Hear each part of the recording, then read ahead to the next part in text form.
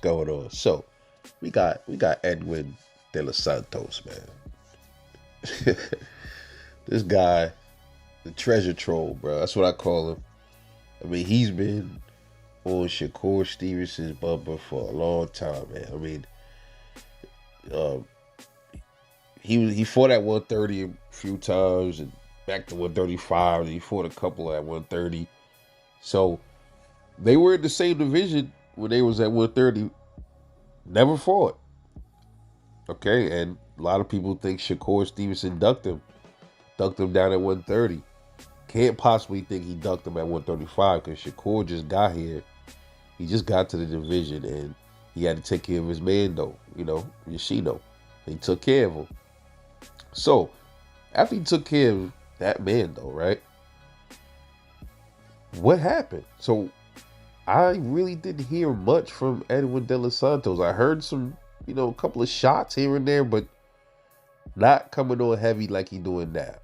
As far as pulling up in Shakur Stevenson's quote unquote hood. We'll get to that in a second. But it was radio silence almost, because I'm like, okay, he beat Yoshino. Shakur was trying to make fights with Isaac Cruz. He was talking about Tank, Devin. And De Los Santos really ain't on his radar, I guess. That's probably why he wasn't really like poking at him, saying. And I'll be honest, man, Shakur should have really been on his bumper too, because at 130, Edwin de los Santos was talking reckless down there, and now he's definitely talking reckless now. But Shakur is supposed to line it up with Frank Martin. Why is now Edwin de los Santos starting to pour it on heavy by coming to his hood? Why did he go to his hood after he fought Yoshino? He was complaining about Shakur fighting Yoshino. Then why didn't you pull up in Newark after Shakur got done with Yoshino? Then maybe, who knows what would have happened, right? But we know how boxing works. You got to take care of your mandatory, man. You know what I'm saying? What does he think? He think he was just going to get to the division and then, like, bro, you got to fight your way up. You wasn't the man, though, for Shakur. So, Shakur handled what he had to handle. He just got to the division. Now, with that being said, the Frank Martin fight looks like it's going to be a reality. And you see these two been trading back and forth. Shakur been trading with Edwin de los Santos.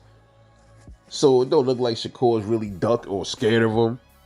Okay, so will we be seeing that fight after the Frank Martin fight or anything like that? Because I don't think Shakur is going to fight Devin. I don't see that happening. I think Shakur probably end up fighting Tank before he ends up fighting Devin.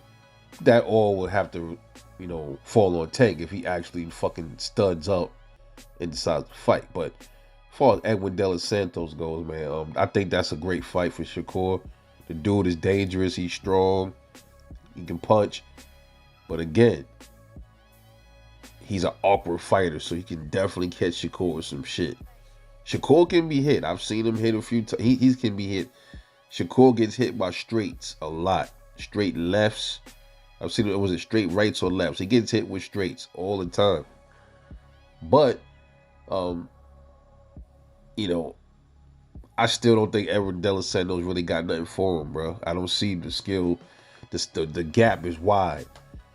You know what I'm saying? And in that kind of fight, if he was a dude that was, he was more skilled and like I saw him more closely skilled to Shakur with the power, I would probably give him an edge, a little closer edge. But I don't see it, man. But I will say this: the dude is a tricky fighter, very awkward, unorthodox, and I'm gonna say it again, my unorthodox fighters. Them dudes are dangerous, man. I'm not saying he's not. I think Shakur has enough to negate that danger, but I don't think it's gonna. It might be easy for Shakur if it's easy for Shakur to fight if he whoops Edwin de los Santos if they fight, and it's like I'm talking about he smokes him, and as unorthodox and awkward as that dude is, man, come on, man. I don't see nobody fucking with that boy. I'll be honest with y'all, man. But we gotta see, man. We at the end of the year almost, son. So he should be fighting Frank Martin soon. I think they said what, November or something like that. I don't know, but I'm just curious, man. Where was Edwin Delis at? He didn't do all that pull up stuff after Shakur fought Yoshino. He could have did all that, and maybe he would have got the fight because Shakur was hungry.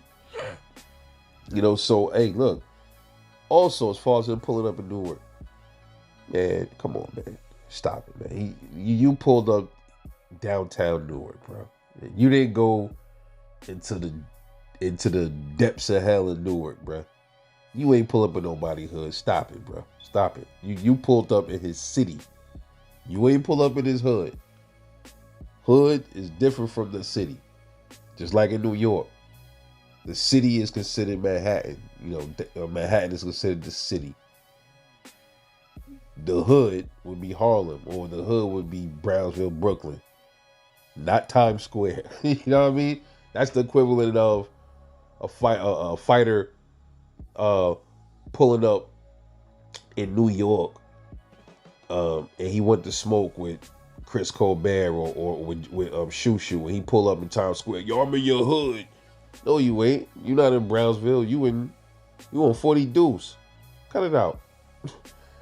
But I like the back and forth, man. Shout out to Edwin Delis Santos for keeping it spicy. I respect it. I want to see it. I definitely would like to see that fight. Many still believe Shakur is gonna duck. I don't think that'll happen, but the dude is dangerous. But 135, man, is looking real spicy for Shakur Stevenson, man. You got Frank Martin. You got Edwin Delis Santos. I think those are probably the only threats. I'm going to be talking about Frank Martin a little bit in the next video because I heard something about him that's rather interesting between him and Tank. But rather interesting. But anyway, let me know what y'all think about Edwin Delis Santos pulling up in Shakur Stevenson's hood. Can't make this stuff up, man. This is Rebel Life Boxing. Catch y'all later.